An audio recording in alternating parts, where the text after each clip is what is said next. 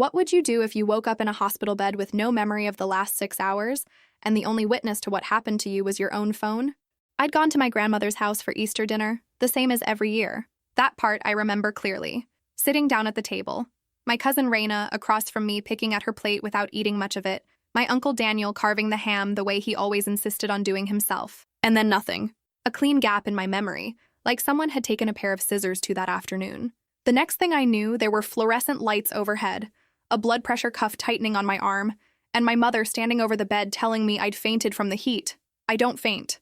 I've never fainted in my life, not once. Not even the time I broke my wrist in high school and the doctor said it without enough anesthetic.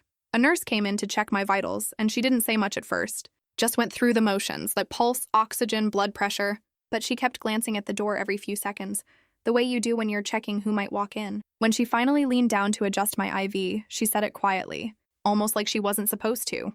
Whatever happened to you today, it wasn't the heat. Then she left before I could ask her anything else. And I never saw her again during that stay. My phone was sitting on the rolling table beside the bed, screen dark, exactly where somebody must have set it down for me. I hadn't touched it since dinner. When I finally unlocked it, there was a voice memo I had no memory of starting. 52 minutes long, time-stamped from that afternoon. I want to be clear about something. I am not someone who records things. I don't film dinners. I don't take videos of ordinary family moments. I've never once in my life hit record just to capture a memory. So if I had started that recording on purpose, some part of me must have already known something was about to go badly wrong. I put my earbuds in right there in the hospital bed and pressed play. And I remember thinking, whatever this is, I need to hear it alone first. The first 10 minutes were nothing unusual. Silverware clinking against plates. My grandmother complaining, as she did every single year, that the ham had come out dry. A kid somewhere in the background whining about wanting more soda. Ordinary noise, the kind you forget by the following week? Then I heard my own voice cut through it, quieter than I expected, but steady. Uncle Daniel, I need 5 minutes. Alone. Can it wait until after dessert? No, it's about Raina. The background noise dropped out almost instantly, like someone had hit mute on the entire table. What about Raina? He said, and I could hear the shift in his voice immediately. That too calm tone people use right before they turn dangerous. She told me what happened at your cabin. The summer she turned 11. There was a long pause. Then a laugh with no real humor in it. That was, 12 years ago? Why is this coming up now, completely out of nowhere? She was 11, Daniel. It's not nowhere. It's 12 years she's been carrying this by herself. That's when his wife, my Aunt Priya, cut in. Sharp and immediately defensive. Carrying what? What exactly is she saying about my husband? I heard Raina's voice for the first time then, small and already cracking. Nothing. It's nothing, please. Just forget I said anything. But my recorded voice kept going, steady even as the room around it went cold. She told me about the boat shed, about the photographs. She is done staying quiet about it, and so am I. Silence. Thick enough that I could almost feel it through the recording. Then Daniel again, low and mean in a way I'd never heard from him before.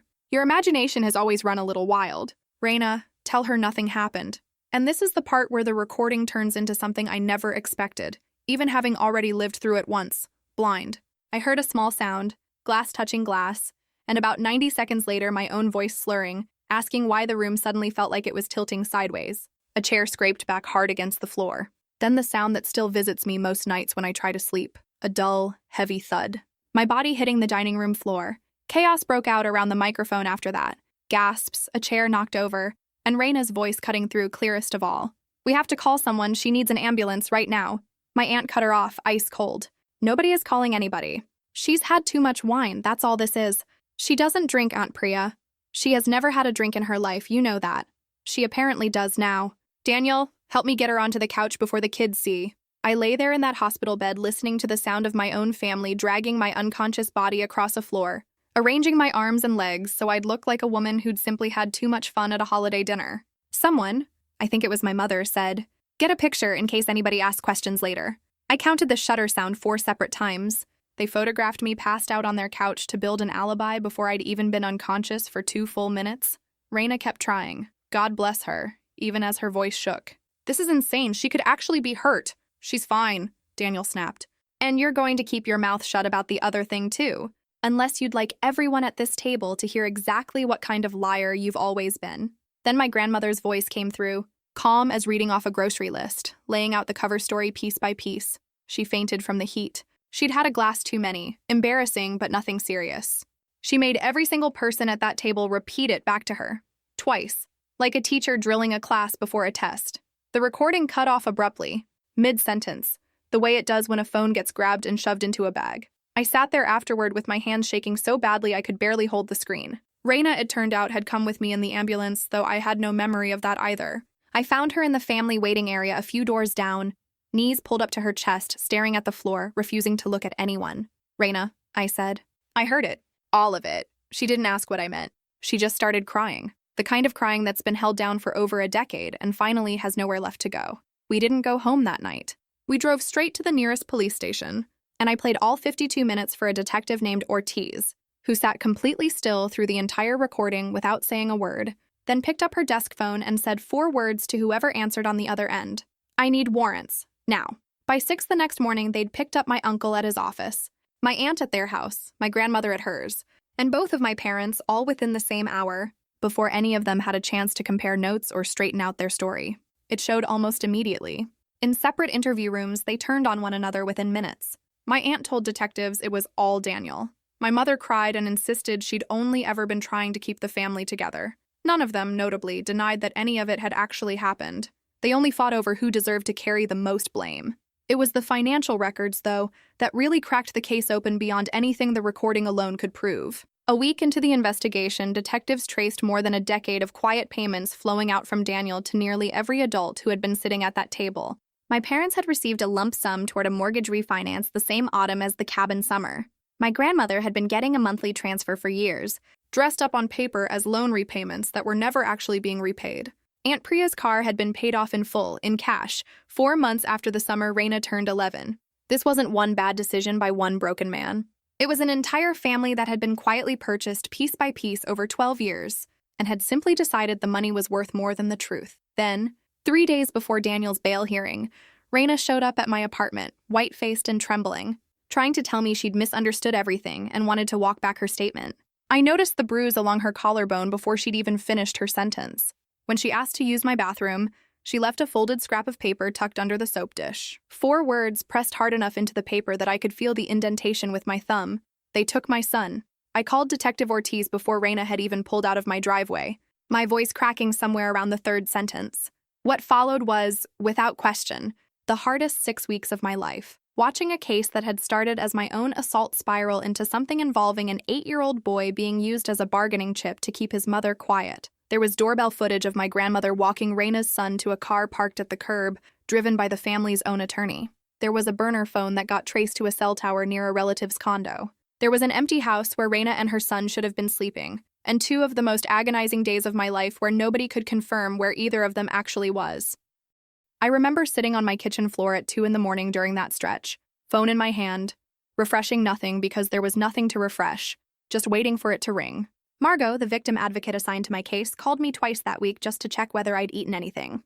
I hadn't. She talked me through making a sandwich over the phone like it was the most normal thing in the world, and somehow that small, ordinary instruction was the only thing that kept me functional enough to answer Detective Ortiz's calls when they finally started, coming in with updates.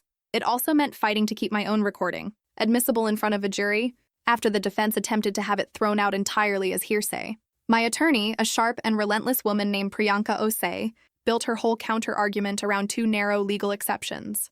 That my real-time description of what was happening to my own body counted as a present-sense account rather than a rehearsed statement, and that my family's panicked, unscripted reaction the moment I hit the floor counted as an excited utterance, not staged testimony they'd had time to plan.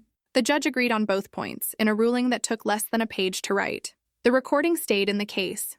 It meant therapy twice a week with a counselor named Dev, learning breathing techniques and grounding exercises for the moments when something as small as a glass clinking in a restaurant could send my pulse racing into a full sprint. Dev had me build a list of my specific triggers: the sound of glass on glass, certain holidays, the particular way overhead fluorescent lighting buzzes in hospital rooms, and a matching strategy for each one, which I eventually taped inside my own medicine cabinet so I'd see it every single morning whether I wanted to or not. It meant an anonymous email, landing in my employer's inbox suggesting I was having some kind of breakdown and should probably be looked into, sent at 5:40. In the morning, like whoever wrote it couldn't sleep either. My attorney used it as fresh evidence of witness intimidation within the hour, because apparently threatening someone's job, right, before their scheduled testimony, is nowhere near as clever a move as the person sending it seemed to think. It meant sitting in a courthouse hallway for 2 hours during Raina's closed hearing, unable to go in with her, my leg bouncing the entire time, imagining exactly what she might be saying on the other side of that door. When the caseworker finally came out, she sat down next to me on the hard wooden bench and told me quietly that Raina had been scared, but she'd gotten through it. She'd described the cabin. She'd described 12 years of threats tied to a house that was never really hers. She'd described watching her own son get walked to a stranger's car in the name of keeping her silent. The judge, the caseworker said, had listened to every word without interrupting once. Eventually, Raina's son was found safe at a relative's apartment across town, shaken but physically unharmed, still clutching a small stuffed dinosaur someone had apparently handed him along the way. I sobbed alone in my kitchen for 20 straight minutes when I got that phone call. The kind of crying that comes when relief finally has somewhere to go after being dammed up for weeks. Daniel eventually accepted a plea deal rather than risk a full trial. Felony witness tampering, along with additional charges tied to material investigators recovered from an old shared family cloud storage account nobody had bothered deleting. 8 years, lifetime sex offender registration, and a permanent no-contact order covering me, Raina, and her son for the rest of his natural life. Aunt Priya pled to obstruction and received probation with mandatory counseling.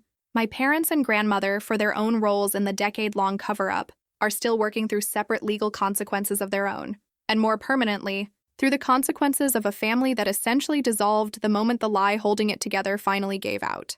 There had never really been anything else keeping them all in the same room. Raina is in transitional housing now with her son, working part-time and finishing a job training program on the side. She started seeing a therapist who specializes specifically in long-term family coercion cases. And the first time she called to tell me her son had laughed at something silly on the drive home from school, her voice sounded lighter than I had heard it in the 15 years I've known her. Writing my victim impact statement took an entire weekend I mostly spent locked in my apartment with my laptop and a pot of coffee. That went cold twice before I finished it. My attorney had sent over a template, but the template couldn't tell me how to fold something like this into formal language a judge would actually read aloud. I wrote about waking up with no memory of the 6 hours after I sat down to dinner. I wrote about finding a recording I had no memory of starting, and hearing my own voice slur and go quiet right before the sound of my body hitting the floor. I wrote about learning later that my own family had drugged me, staged photographs of me unconscious, and then repeated a rehearsed lie to paramedics with straight faces. Every sentence felt like it cost something to write, but by the end, I didn't feel like a victim anymore. I felt like someone finally being allowed to speak, in a room that had spent 12 years telling her to be quiet. Sentencing happened on a gray morning in the same courtroom, where the plea had been accepted weeks earlier. I sat in the gallery with Margot on one side and Detective Ortiz on the other, gripping the wooden bench with both hands as Judge Alvarez read through the calculations in a flat, procedural voice that somehow made the numbers land harder. 3 years for witness tampering. 5 more, running consecutively rather than at the same time, for the material recovered from the cloud account. 8 years total, plus a lifetime registration requirement that would follow Daniel into every neighborhood he ever tried to move into again. I had to remind myself to breathe when the judge finished speaking. It wasn't the sentence I'd fantasized about in my angrier moments, but it was real, and it was permanent. And no amount of family money was going to quietly make it disappear this time. A few weeks after that, I asked Detective Ortiz if she'd drive out with me to see the old cabin. It sat 2 hours outside the city, and by the time we got there, it had already been torn down and sold off to a developer who never built anything on the land. Just an empty lot now. Waist-high grass, a few cracked foundation stones still poking up through the weeds. I walked the perimeter slowly, taking photographs, not because I wanted to remember the place, but because I wanted proof that it no longer had any power over either of us. I didn't leave flowers. I didn't say anything ceremonial out loud. I just stood there for a while, looking at empty space where something terrible had once happened, and felt the strange, quiet relief of realizing it really was just a lot now. Grass and foundation stones, nothing more. 2 months after sentencing, Raina and her son moved into a small 2-bedroom apartment of their own, the first place that was entirely, unquestionably theirs. I helped them carry boxes up 2 flights of stairs while her son ran ahead, picking out which bedroom he wanted. And by the time we'd unloaded the last box, he'd already claimed the one with the window facing the courtyard. He still gets shy sometimes. Still needs a minute before he warms up to new people, but he laughs more now. And he calls Raina Mama without any hesitation at all, the way he should have been able to the whole time. I closed the evidence journal Margot had helped me set up months earlier and haven't opened it since. My new locks work exactly the way they're supposed to. My cameras give me a kind of peace I didn't know I'd been missing for years. Most nights I sleep straight through, with only the occasional bad dream slipping in around the edges. My phased schedule at work turned into a full one somewhere around the 4th month. And nobody there has ever once made me feel like less than a colleague who took some time off for a difficult year. None of this is finished. Not really. Certain sounds still make me flinch without warning. Family holidays will probably always carry some weight I have to actively manage instead of just enjoy. Therapy with Dev is ongoing, and I've stopped pretending I'll be done with it on any particular timeline.